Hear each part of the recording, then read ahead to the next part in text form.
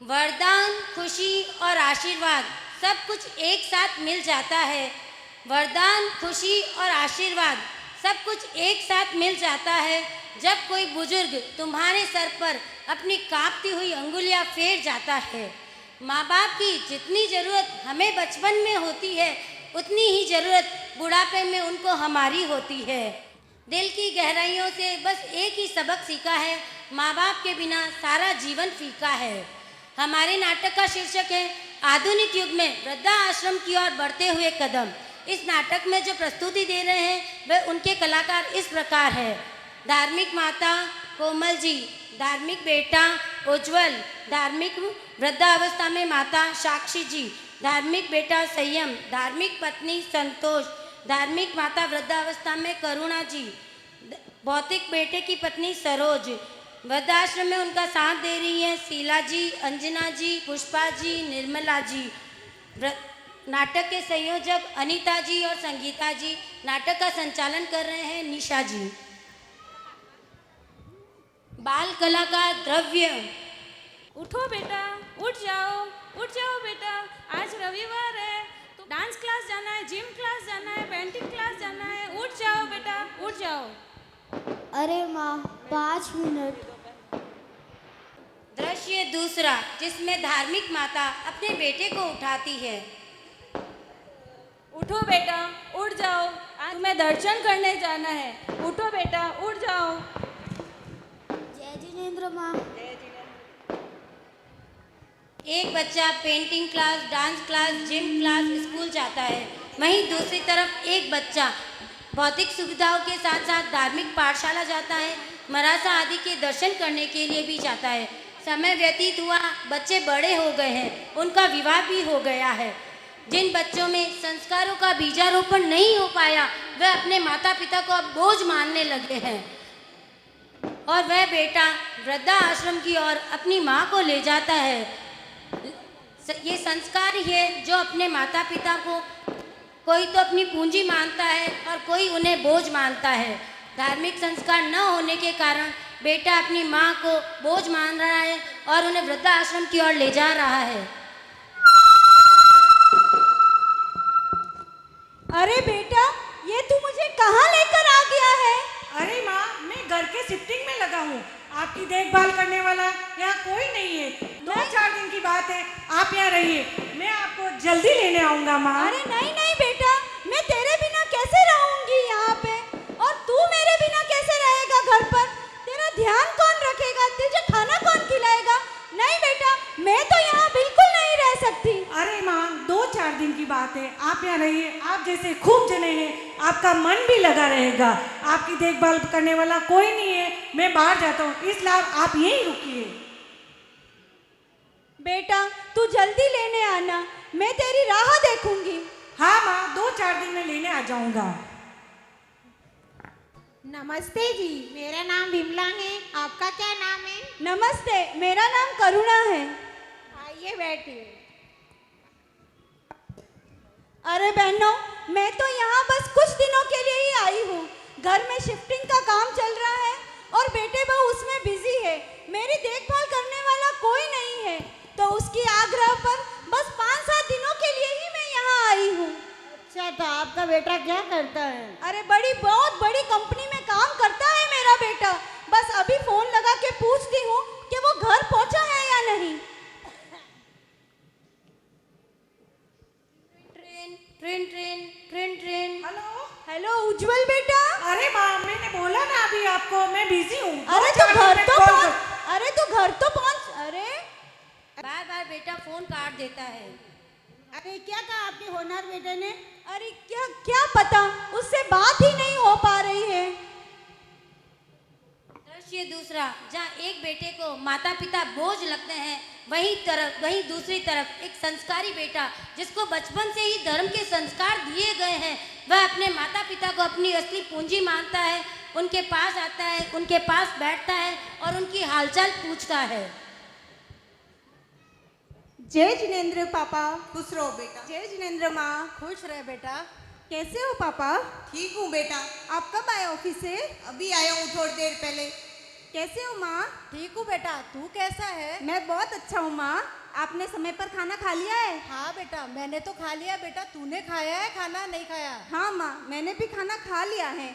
आपने समय पर दवाई ली है माँ? हाँ बेटा। और सब ठीक है बेटा? हाँ माँ, सब कुछ ठीक है माँ।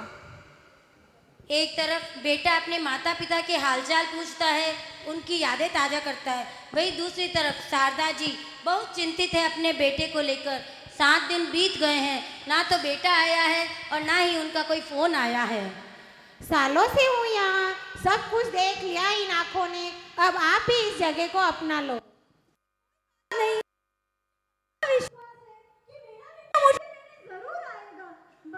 मुझे तो बस इस बात की टेंशन है, फिक्र खाई जा रही है कि वो रहता कैसा होगा। पहले मुझे भी ऐसा ही लगता था, मैं भी यही सोच, धीरे धीरे आपको भी सब समझ में आ जाएगा। वैसे इतनी बुरी भी नहीं है ये जगह। शांति है, सुकून है, समय पर 2 वक्त का खाना मिल जाता है और अपने को क्या चाहिए। आप अपना धर्म ज्ञान में मन लगा लो और माला में मन लगा लो अपना। 7 दिन बीत गए हैं, करुणा जी को बेटे की याद आ रही है और बेटा अपनी पत्नी के साथ घूमने फिरने मौज मस्ती में व्यस्त है। करुणा जी अपने बेटे को फ़ोन लगाती है। Train train train train train train.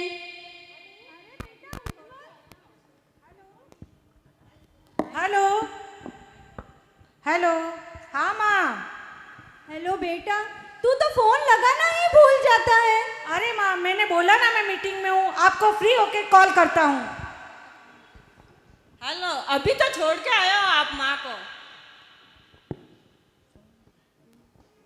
एक तरफ बेटा अपनी पत्नी के साथ इतना मशरूफ है कि उसको माता पिता की याद भी नहीं आती, और दूसरी तरफ संस्कारी बेटा जिसको धर्म के संस्कार बचपन से ही घर में दिए जाते हैं, वो अपने माता पिता को ही अपनी पूंजी मानता है और अपने विदेश के आए प्रस्ताव को, जो 50 लाख का पैकेज उनको आया, उसको ठुकरा देता है।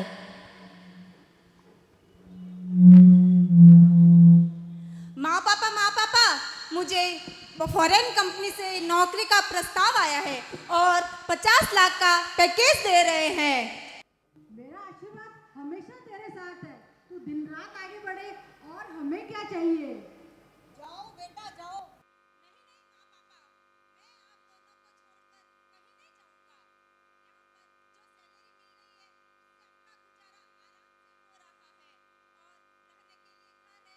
खाने पीने के सारे साधन हैं और हमें क्या चाहिए? मेरी तो मूल पूंजी ही आप दोनों हैं। बेटा हम तो रह रहे हैं कैसे भी, तू चला जा। नहीं पापा जी, नहीं मम्मी जी, हम दोनों कहीं नहीं जाएंगे, हम दोनों आपके पास ही रहेंगे। ये अपने ही तो संस्कार है जो आज हमारे बेटा बहू देश छोड़ के विदेश नहीं जा रहे, हमारे साथ ही है। माँ की आंखें नम हो जाती है और खुशी के आंसू झलक जाते हैं कि ऐसा बेटा है हमारा जो हमें छोड़कर कहीं नहीं जा रहा है। दूसरी कुल बेटे की यादें सताई जा रही है। 7 दिन बीते, अब 15 दिन हो गए, ना तो बेटा आ रहा है ना ही उसका कोई फ़ोन आ रहा है। क्या हुआ? आपका बेटा आपसे मिलने नहीं आया, उसका फोन नहीं आया, उसको आपकी याद नहीं आती है? 15 दिन बीतने आ गए हैं, कितना फ़ोन लगाया, फिर भी ना तो फ़ोन का कोई जवाब दे रहा है, ना ही वो मुझसे मिलने आ रहा है। ये उम्मीद बांधने से कोई मतलब नहीं है। आपको मेरी बातें बुरी लगती होगी, पर आप यकीन मानिए, आपका बेटा आपको लेने अभी नहीं आएगा। अरे नसीब खराब होगा आपका। मुझे पूरा विश्वास है कि मेरा बेटा मुझे लेने ज़रूर आएगा। मैंने उसके लिए क्या क्या नहीं किया, संसार की सारी सुख सुविधाएं दी, उसको डांस क्लास डाला, जिम क्लास डाला, संसार की सारी सुविधाएं अपनाई, लेकिन शायद मैंने एक ही गलती कर दी, मैंने उसके अंदर धर्म के संस्कार नहीं दिए। फिर भी मुझे विश्वास है कि वो मुझे लेने ज़रूर आएगा। मैं चाहती हूँ कि आपका बेटा आपको लेने आएगा। इस वृद्धाश्रम में जो एक बार आ जाता है वापस दोबारा नहीं जाता है। हम भी इतने सालों से यहाँ आए, लेकिन हमारे बेटे ने आकर भी हमारा कभी हालचाल नहीं पूछा। सप्ताह बीता, 15 दिन बीत गए, अब महीना होने को आ गया। करुणा जी अपने बेटे से मिलने के लिए बहुत ही आतुर है और उनको फ़ोन लगाती है। Train train train train train train. अरे क्या करूं, माँ बार बार परेशान करिए। हेलो माँ, मैंने बोला ना मैं बहुत बिजी हूँ, आपको बाद में कॉल करता हूँ। 7 दिन बीते, 15 दिन बीत गए, महीना होने को आ गया। बेटे को ना तो माँ की याद आ रही है, ना ही बेटा उनसे मिलने आ रहा है। बेटा अपनी पत्नी के साथ ताश खेलने में, घूमने फिरने में, डिस्को जाने में व्यस्त है, लेकिन माँ की कोई उसको चिंता नहीं सता रही है। अब 45 दिन होने को आ गए, करुणा जी बीमार होने लगे हैं। बेटे को याद करते करते अब उनका हाल बहुत बुरा हो रहा है। अरे चिंता मत कीजिए, मैं आपके करके हूँ। Train train train train train train. आपका बेटा तो बार बार फोन कट कर रहा है, मैं वापस करती हूँ। Train train train train train train. अरे माँ, मैंने बोला ना काम का बहुत प्रेशर है, मैं फ्री होते ही आपको लेने आऊँगा, आप वही मैनेज कीजिए। हेलो, आपकी माँ तो यहाँ रह के भी परेशान करती है, वहाँ रह के भी परेशान कर रही है, क्या है? दो मुझे फ़ोन। पास ही में बेटे की तस्वीर पड़ी है, उसे ही ला दीजिए। सोचूंगी कि मेरा बेटा मेरे पास ही है। अरे बेटा, तेरे से ये उम्मीद कभी नहीं थी। करुणा जी पहली नहीं थी जिनके साथ यह सब कुछ हुआ है। न जाने हर साल कितने लोग यहाँ वृद्धाश्रम में आते हैं और उनका भी यही हाल होता है और उनके बच्चे यही छोड़ जाते हैं, जैसे करुणा जी का हाल हुआ है। शायद इस सब में गलती कुछ हद तक हम लोगों की भी है। जब बच्चों को हमें अपना समय, अपना स्नेह, अपने परिवार का मान समझाना चाहिए था, तब हम लोग ही इस मोबाइल में बिजी रहते हैं। आजकल के माँ बाप मोबाइल में बिजी, बच्चे मोबाइल में बिजी, तो वो कैसे मानेंगे कि प्यार परिवार का क्या महत्व होता है। इसलिए हमें बच्चों को बचपन से ही धर्म के संस्कार देने चाहिए, परिवार का महत्व समझाना चाहिए, तो ये वृद्धाश्रम कभी खुले ही नहीं। क्यों उम्मीदें बांध रखी थी करुणा जी ने, उम्मीदों से सिर्फ दर्द मिला।